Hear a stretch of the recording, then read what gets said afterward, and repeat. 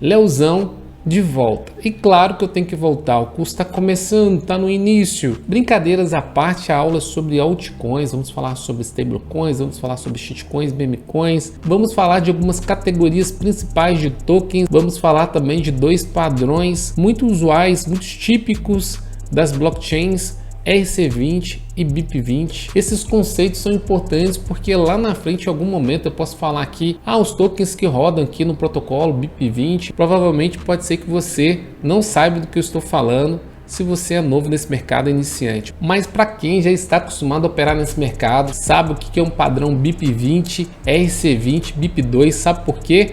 Porque na hora de fazer as transferências você vai precisar de escolher a rede correta para você fazer a transferência e você precisa de saber qual é o tipo de token que compartilha, que conversa com aquela plataforma. Então a gente vai falar isso aqui e pronto, você não vai ter mais nenhuma dúvida. Então vamos lá.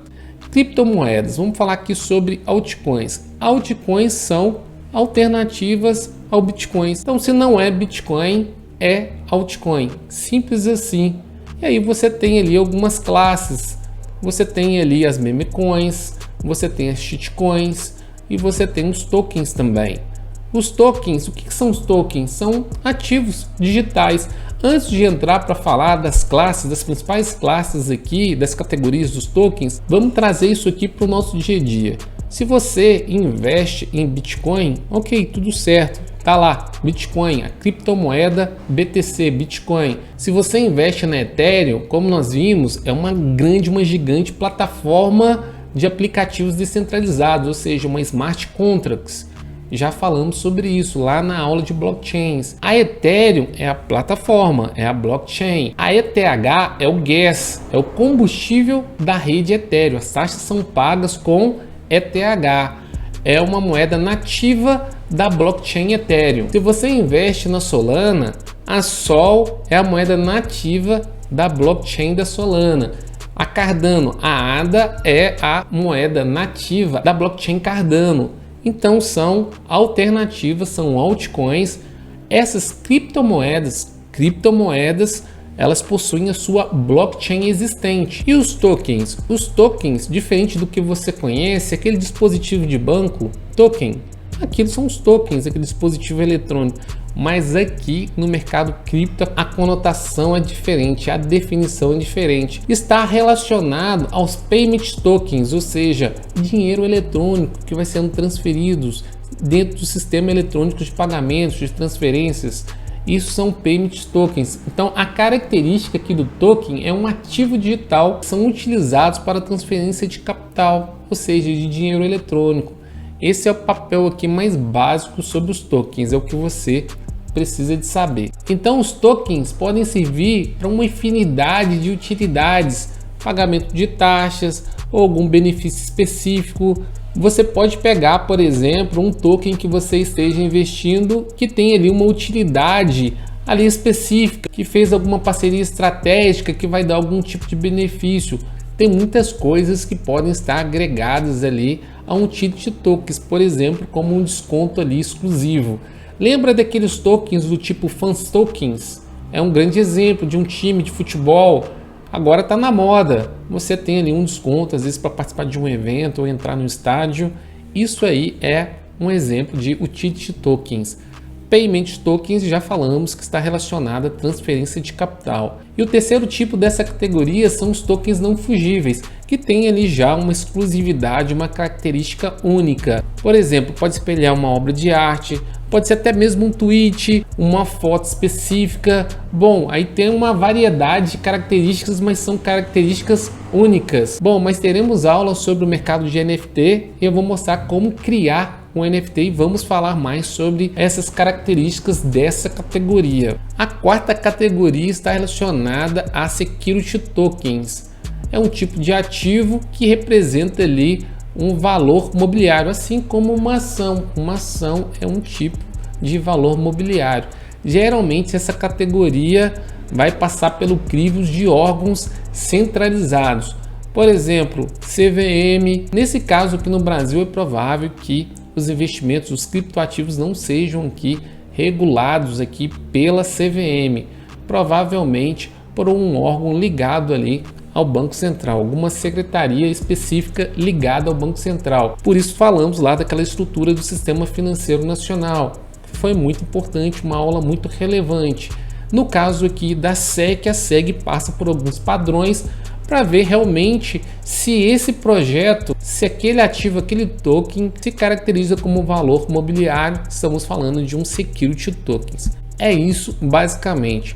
Os tipos de tokens mais comuns, os padrões de tipos de tokens mais comuns são ERC20, BIP20 e BIP2. Qual a diferença? A princípio, os padrões ERC20 são contratos inteligentes que são executados na blockchain da Ethereum. É isso. Agora eu vou passar para você pelo menos 3 padrões comuns de tokens e é importante que você saiba disso para quando você for escolher a rede, o blockchain para fazer a transferência, você vai precisar de escolher a rede correta, de acordo com a programação definida para aquele tipo de padrão de token. E eu vou mostrar isso para você, está aí no material. Vamos lá no material. Tipos comuns de padrões de tokens. Os tokens do tipo ERC20 são, em princípio, contratos inteligentes que são executados na tecnologia blockchain do Ethereum. Eles operam dentro de uma estrutura programática estabelecida pela própria equipe da Ethereum. Essa estrutura é ampla o suficiente para permitir diferentes usos sem interromper a operação da blockchain Ethereum. E quais são os objetivos, as necessidades desses tokens, desse padrão ERC20? Vamos lá, é projetar um padrão, criar interoperabilidade. Estamos falando muito disso, o mercado fala muito sobre integração entre redes, interoperabilidade e compatibilidade entre tokens. Isso é importante, e promover melhorias no ecossistema Ethereum. Isso ocorre porque os tokens ERC20 facilitam muito o trabalho da criação de novos tokens, beleza? E do tipo BIP20, lembra daquela atualização que eu comentei? Que antes era Binance Smart Chain e agora é BNB Chain. Esse tipo de token de padrão vai rodar dentro da plataforma, vai conversar com a programação aqui da BNB Chain. BIP20 é um padrão de token amigável ao desenvolvedor que permite a qualquer pessoa implantar moedas digitais fungíveis ou tokens no Binance Smart Chain. Além do mais, os principais ativos digitais em outras cadeias podem ser transferidos para a Binance Smart Chain na forma de token BIP20. Indexados. Lembrando que com recentes atualizações, isso é importante, a rede do blockchain Binance Smart Chain foi renomeada para BNB Chain. Já falamos sobre isso. E o BIP2? Vamos ler aqui o BIP2. Embora seja uma escolha decente para negociação de criptomoedas com base em index descentralizados, não tem suporte para contratos inteligentes. Está aqui a grande características do token do tipo BIP2. Não tem suporte para contratos inteligentes. O BIP20 e o ERC20 oferecem acesso a uma grande variedade de dApps e tokens com base na tecnologia de contrato inteligente. As principais diferenças do BIP20 e do ERC20 é que o BIP20 tem taxas mais baratas e tem tempo de execução mais rápido. Já no ERC20 você tem ali a descentralização a seu favor, segurança e tem mais tokens com essa linguagem, com esse protocolo ERC20, com esse tipo de programação, beleza? Isso é importante. Vai fazer a transferência? Você precisa de escolher. Vou fazer pela Ethereum, vou utilizar o ERC20. Vou fazer pela BNB Chain, vou utilizar um token do tipo BIP20 ou alguma criptomoeda, alguma altcoin do tipo BIP20. E as stablecoins? As stablecoins elas buscam paridade com a nossa moeda, com a moeda fiduciária. Por exemplo, de 1 para 1. Então vai seguir aquela variação cambial. É isso basicamente. Então quanto que vale uma stablecoin? $1. O mais importante aqui que não pode acontecer é a stablecoin perder o PEG, ou seja, o despeg. Ela não pode ficar 0,98, 0,97, 0,90. Lembra o que aconteceu com a UST, com a stablecoin da Terra Luna? Havia um mecanismo ali algorítmico, e nesse mecanismo algoritmo de stablecoins, nós já vimos aqui que esse tipo de algoritmo não funciona, e foi um dos grandes colapsos aí do ano de 2022, com a stablecoin UST. No PEG, a moeda, a cripto, no caso aqui stablecoin, ela tem que ficar pareada com o dólar, como eu acabei de falar, 1 para 1. Perdeu esse pareamento, os desenvolvedores eles precisam realmente agir rápido e trazer de volta para a cotação ali de $1. Mas esse mecanismo, como eu comentei, nem todas as stablecoins utilizam. O ideal e mais seguro é utilizar os lastros, não em relação a uma outra cripto, como fazia a própria Terra Luna. Isso aconteceu e trouxe também uma necessidade de regulações através da Secretaria do Tesouro americana para fazer o quê? Para tentar aí regular as stablecoins. Isso trouxe uma volatilidade para esse mercado, porque como nós sabemos, é um mercado descentralizado. É quando você tem ali alguma intervenção, uma mãozinha ali do Estado, do governo, quando uma pessoa coloca ali o seu capital numa stablecoin, né, num dólar digital, num USDC ou mesmo numa Tether, então eles esperam que aquele valor que está colocando, aquele capital de $1, vai permanecer estável em $1 e pode se ver ali até como uma proteção, um hedge da posição para eventualmente fazer outras alocações, outras compras. Então talvez com essas discussões podemos ter realmente stablecoins com os laços em tesouro americano, com laços em títulos sólidos. Então pode acontecer que todo esse desastre pode acabar acarretando em coisas boas, no sentido de pelo menos monitorar, fiscalizar os lastros dessas stablecoins. Isso é importante. Um lastro seguro se um projeto emite 100 milhões de stablecoins, tem que ter 100 milhões de lastros para garantir essas emissões. É isso.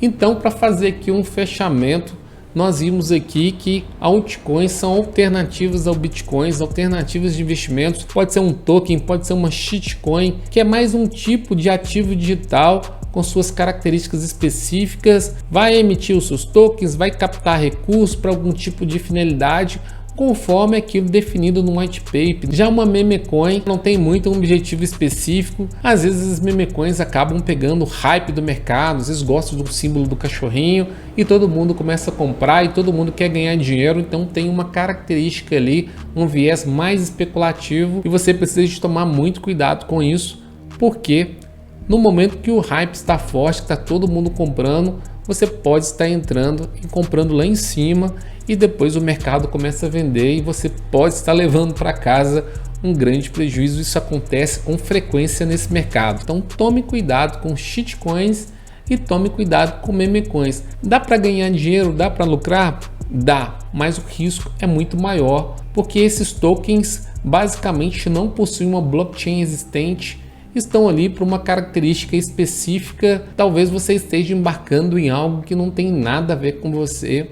Eu sugiro que você escolha sempre projetos que tenham uma tecnologia sólida por trás, principalmente se for para horizontes de médio e de longo prazo, beleza? Então é isso, uma aula mais conceitual para ajustar esses conceitos, e a próxima aula eu vou mostrar algumas métricas, alguns pontos importantes, indicadores que eu utilizo para escolher esses tipos de projetos, tokens, altcoins, shitcoins, memecoins, enfim, eu vou mostrar e aí você vai poder fazer as suas próprias avaliações, escolher os seus próprios projetos, beleza? Então, a próxima aula é muito importante. Até mais, até breve. Tchau, tchau.